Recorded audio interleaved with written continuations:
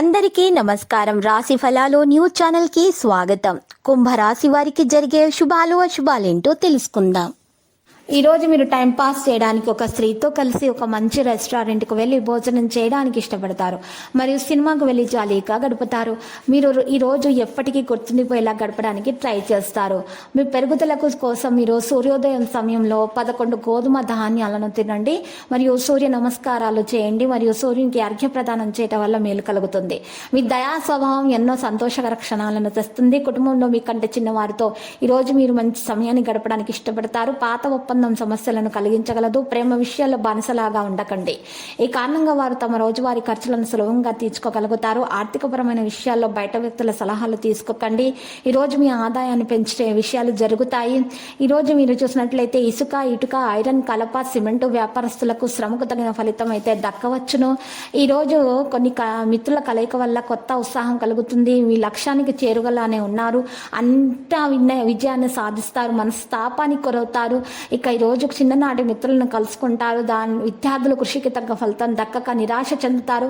నవగ్రహ స్తోత్రాలు పఠించండి. మిత్రులతో ఉల్లాసంగా గడుపుతారు. గృహ వాహన యోగాలు ఉన్నాయి.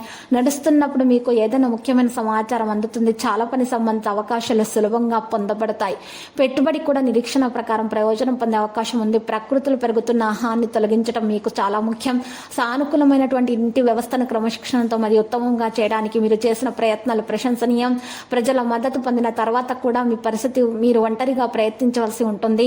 మీరు లక్ష్యం మరియు సమయం పరిష్కరించాల్సిన సంబంధం బాగానే ఉంటుంది. కొత్త ప్రారంభానికి సమయం మంచిది కాదు. లక్కీ సంఖ్య 20, లక్కీ కలర్ అయితే తెలుపు. ఇక పరిహారంలో విష్ణు సహస్రనామ స్తోత్ర పారాయణము చేట, లక్ష్మీ అష్టోత్తర శతనామ స్తోత్ర పారాయణము చేట, గాయత్రి చాలీసాన్ని పఠించడం వల్ల దోషాలు పరిహారం అవుతాయి. అంత అశుభమే కలుగుతుంది.